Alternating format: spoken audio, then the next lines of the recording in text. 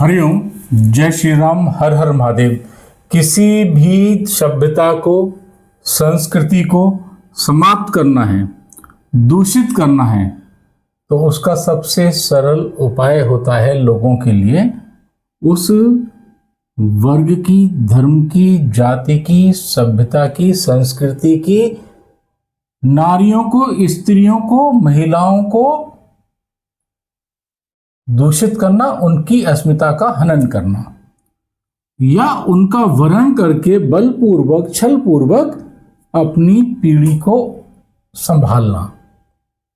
ये बात असुरों से, दानवों से, मानवों से लेकर आधुनिक काल में मुगलों और सभी आक्रांताओं, आतंकियों और विधर्मियों ने समझ ली कि अगर हम अपनी नस्ल को सुधारना चाहते हैं और दूसरे की अस्मिता का हनन करना चाहते हैं तो महिलाओं को दूषित कर दीजिए या अपने जीन जो हैं उनसे चेंज करा दीजिए, विवाह के द्वारा उनकी संतति उत्पन्न करके। इसी को देखें आप तो आदि काल से ये चीज चली आ रही है। अब उस समय क्या होता था, स्त्रियों की अस्मिता की रक्षार्थ आदमी अपने प्राणों की आहुतियां दे देता था।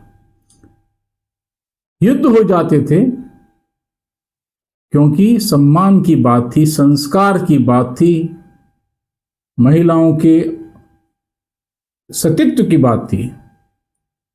चाहे वो रामायण काल हो, चाहे वो ऋषि काल हो, चाहे वो आपका भगवान कृष्ण का समय हो, द्वापर समय, महाभारत भी तो द्रौपदी के कारण नहीं हुआ था, और चाहे वो मुगल काल हो, ब्रिटिश राज हो या आज के समय में, आप देखें कि हर तरीके से बहुत ज़्यादा आसान उनको तरीका जो आता है वो आता है सनातन धर्म की महिलाओं के साथ में हठपूर्वक, छलपूर्वक, बलपूर्वक उनको वरण करना या उनको पथ भ्रष्ट करना या उनकी अस्मिता को भ्रष्ट करना।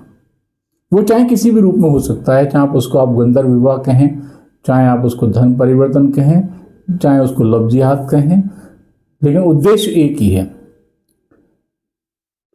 विषय ये नहीं है, विषय ये है कि पहले लोग, पहले पुरुष अपने बल से, अपने संस्कारों से, अपने शौर्य से, कौशल से अपने घर की स्त्रियों की रक्षा करते थे।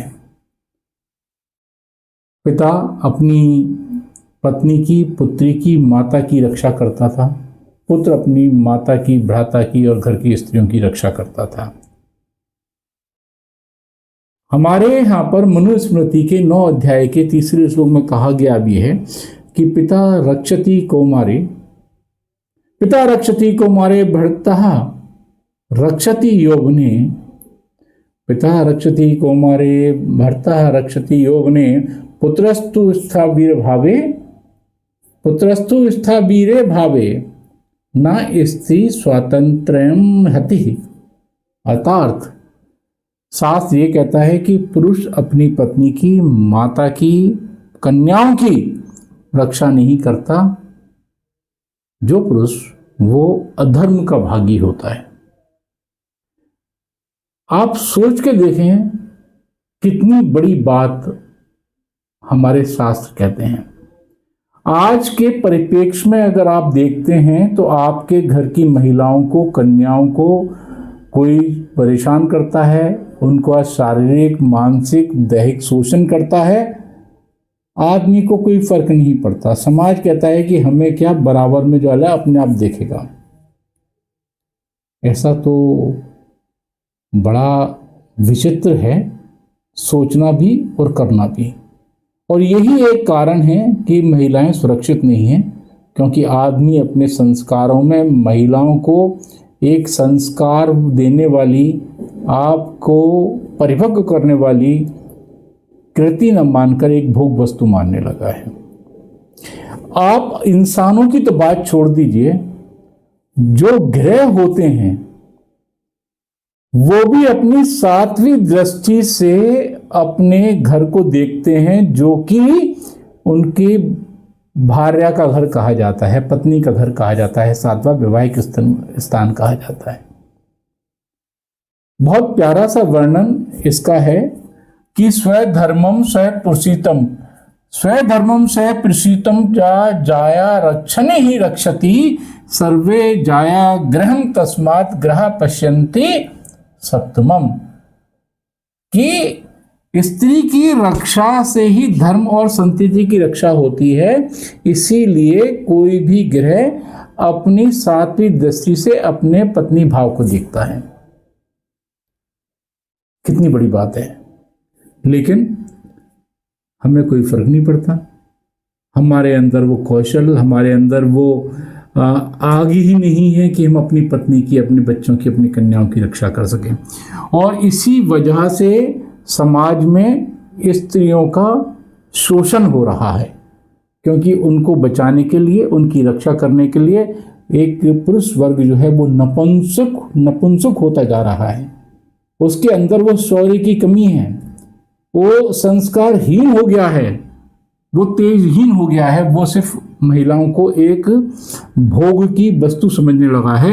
योषिताम रक्षणम धर्म, यह स्मृति वाक्य है कि स्त्री की अस्मिता की रक्षा करना ही धर्म है। मतलब कितनी बड़ी बात हमारे शास्त्र में बोलते हैं।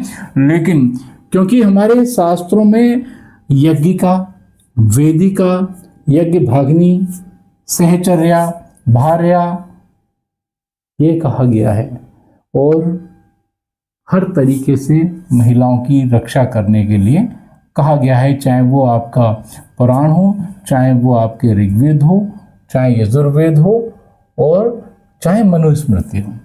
और तो और संविधान भी हमारा कहता है कि महिलाओं की रक्षा होनी चाहिए। लेकिन क्यों नहीं हो रही? हम रोज सुनते हैं, रोज देखते हैं, खबरों की तरह पढ़ के भूल जाते हैं।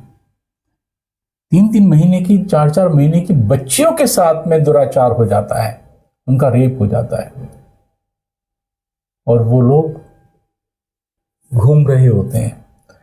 तो ये कहेंगे कि दानवों का जो बोलबाला बढ़ता जा रहा है, असुरों का बोलबाला बढ़ता जा रहा है, उसके पीछे पुरुषों के अंदर और सनातनी पुरुषों के अंदर एक वीरता की नपुंसकता पैदा हो गई है। उनके अंदर वो शौर्य खत्म हो गया है। या तो वो पैसे के पीछे भाग रहे हैं कि मेरा कैरियर खराब हो जाएगा अगर मैं किसी पछड़े में पड़ूंगा, या एक झूठी आवरण में, जो कि आवरण आपने अपनी झूठी इज्जत का, सम्मान का बना रखा है, उसमें आप अपनी अस्मिता की बलि दे देते हैं। बहुत बड़ी गहरी बात है। मैं आपको भड़का नहीं रहा हूं, मैं आपके अंदर वो चेतना, वो शौर्य जगाने की कोशिश कर रहा हूं जो विलुप्त हो गई है। आपके घर में आपने कभी ये पूछा है महिलाओं से घर की कि आप सेफ हैं? क्यों आपको लोग छेड़ के चले जाते हैं? क्यों घर की महिलाएं सुरक्षित महसूस नहीं करती? विषय बहुत गंभीर है। फिर दोबारा इस विषय को मैं कभी उठाऊंगा और आपसे बात करूंगा, लेकिन फिर भी मैं आपसे एक रिक्वेस्ट ही कर सकता हूं, विनती ही कर सकता हूं, चेता ही सकता हूं कि अपने घर की महिलाओं की रक्षा कीजिए। उनके अंदर जो सतीत्व है वो भंग ना हो पाए, इसका इतना उनको आश्वासन दीजिए। उनके साथ हमेशा उनकी रक्षार्थ खड़े रहिए। आपकी जय हो, सनातन धर्म की जय हो, भारत माता की जय हो।